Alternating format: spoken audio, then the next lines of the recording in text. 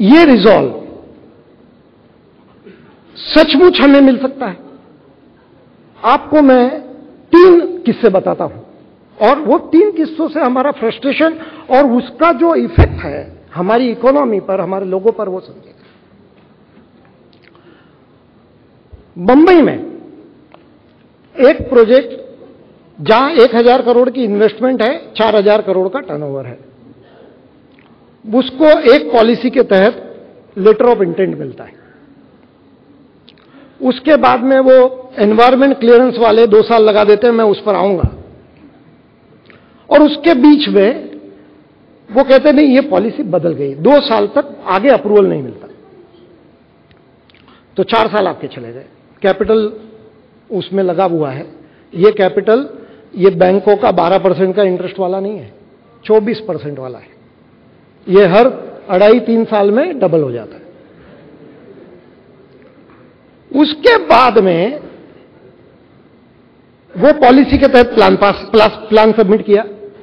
नहीं नहीं नहीं नहीं नहीं, अभी तो फंजिबल का प्रीमियम भर लो, 150 करोड़ रुपया आप और भर दो, और 2 साल तक प्लान पास नहीं हुआ। ये बंबई की हकीकत बता रहा हूं मैं आपको।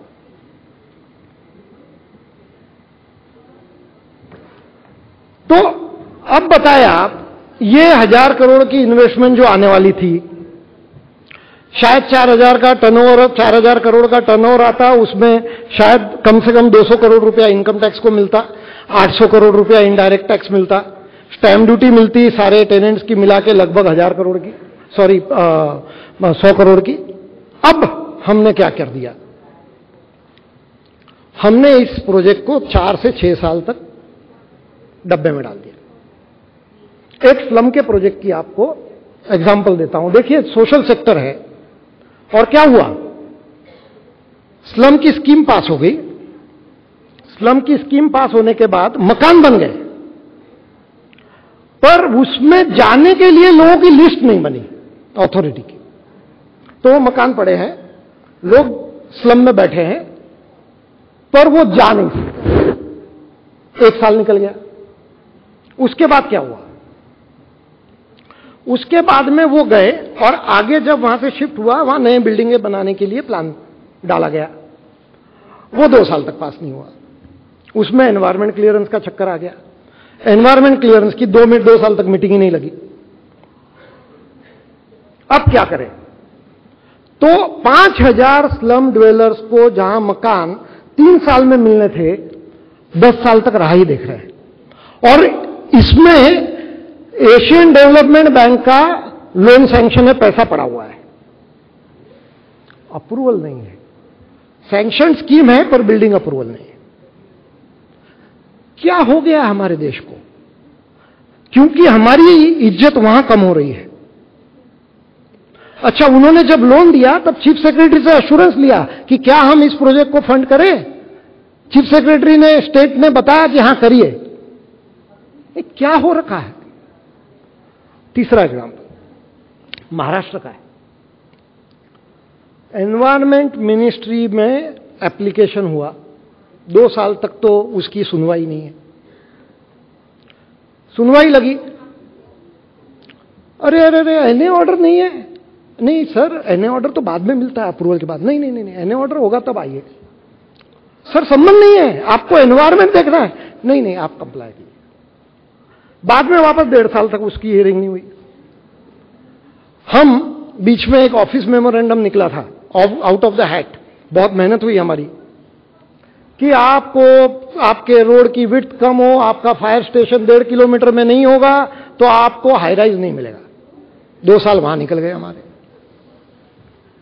हम गए मंत्री जी के पास। मंत्री जी ने हमें बताया कि भाई हमें सब मालूम है, हमें सब मालूम है। तो हमने कहा हम सुन तो लीजिए, अब और क्या सुनाओगे, हमें तो मालूम है। तो हम आ गए, फ्रस्ट्रेटेड थे, बहुत फ्रस्ट्रेटेड थे। आ गए, हमने कहा वेंकैया जी नायडू जी का बहुत बहुत स्वागत है।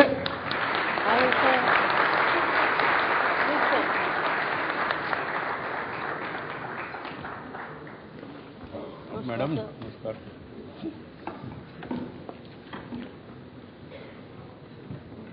वेंकैया जी, हम हमारी हालत बयान कर रहे थे। बड़ी दुख भरी कहानी है और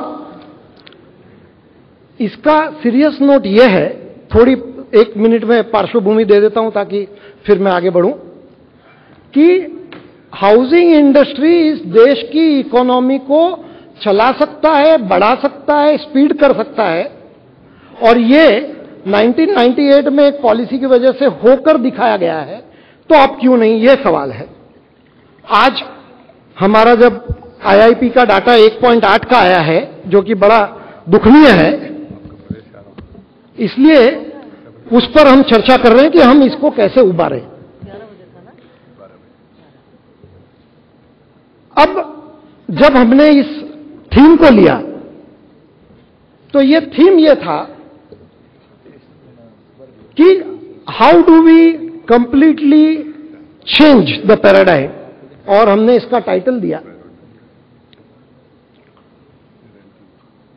हमने कहा इसको हम जीडीपी 10 हम कैसे ला सकते हैं, और उस पर हमने रिसर्च किया और वो रिसर्च रिपोर्ट आपके माध्यम से अब सबको मिलेगी। और एक चीज मैं जो उद्धृत करना चाहूंगा कि 11वें 5 ईयर प्लान में क्या लिखा गया, ये बहुत महत्वपूर्ण है। यानी हमें कुछ नहीं करना, जो लोग हमारे थिंकर्स कह रहे हैं उसको इंप्लीमेंट करना है। So it says 11th 5 year plan says Indian cities will be the focus and engine of economic growth, and the realization of an ambitious goal of 9 to 10% growth in GDP depends fundamentally on making of Indian cities, increasing the efficiency and productivity of cities by deregulation and development of land. Urbanisation, जिसका सबसे महत्वपूर्ण अंग housing, और ये 11th 5 year plan में बता दिया। अब 5 साल गुजर गए।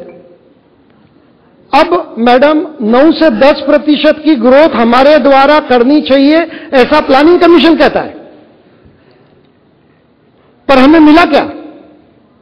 ये सारे पेपर पर 3 बड़ी कमिटियों की रिपोर्ट आपके डिपार्टमेंट के माध्यम से तैयार हुई, और हमने बहुत ज्यादा, ये जब मिशन ट्रांसपेरेंसी लॉन्च किया उसके लिए हमने बहुत ज्यादा वकालत की, और उसके बाद में आपने कमिटियां बनाई। एक थी सिंप्लीफिकेशन ऑफ अप्रूवल प्रोसेस, वो कमिटी धर्मेंद्र कुमार साहब ने रिपोर्ट दे दी आपको। एक थी task force on affordable housing, Arun ji Mishra ji के चेयरमैनशिप में वो रिपोर्ट बनी।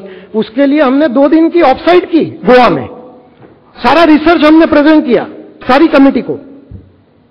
और तीसरी रेंटल हाउसिंग कमेटी पर रिपोर्ट बनी। अब उसमें क्या कहा गया, आज तक पे जाना है। कुछ फाइनेंस मिनिस्ट्री से मुखातिब हुए, कुछ एनवायरमेंट मिनिस्ट्री से मुखातिब हुए, कुछ बैंकिंग से मुखातिब हुए। अब वो रिपोर्ट जो आपके जुरिडिक्शन में आप कर सकते थे आपने कर लिया है, लेकिन दूसरे डिपार्टमेंट नहीं कर पा रहे, और नहीं कर पा रहे। और मैंने आपको हिसाब बता दिया, 4 से 6 हजार करोड़ की इनकम टैक्स की लॉस होगी, और अगर लाख करोड़ का रेवेन्यू बढ़ेगा तो वो करना चाहिए या नहीं करना चाहिए? करना चाहिए।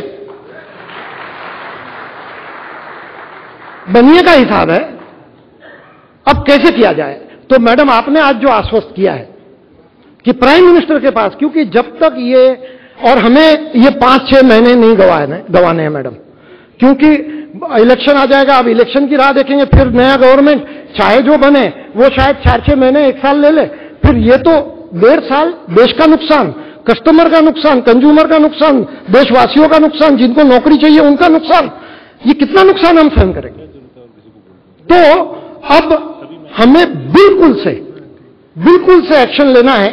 और आप राजस्थान से हैं, और राजस्थान में रणबांकुरों का केसरिया होता था कि जब कोई रास्ता नहीं दिखता था लड़ाई में तो औरतें जोहार कर लेती थी और रणबांकुरे केसरिया करते थे, लड़ो या मरो। तो मैडम आज जब मैं प्लेन में बैठा और ये 1.8 और ये 11% का आंकड़ा जब मुझे सामने दिखा, तो मैंने 4 पंक्तियां लिखी, मैं सुनाता हूं।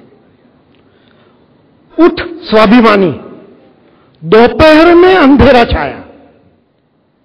उठ स्वाभिमानी, दोपहर में अंधेरा छाया, सुबह की रोटी का इंतजाम कर। दोपहर में सुबह की रोटी का इंतजाम कर। इंडस्ट्रियल प्रोडक्शन 1.8 पर नरमाया, महंगाई दर को 11.8 पर पहुंचाया, नई नौकरियों में अकाल छाया, चल रही नौकरियों पर संकट मंडराया, कार्य क्षमता ने महत्व गंवाया, देश के अभिमान पर खतरा छाया, अराजकता का शत्रु सीमा पर आया, अब तो भ्रष्टाचार का जोहार कर, केसरिया कर, केसरिया कर। Thank you.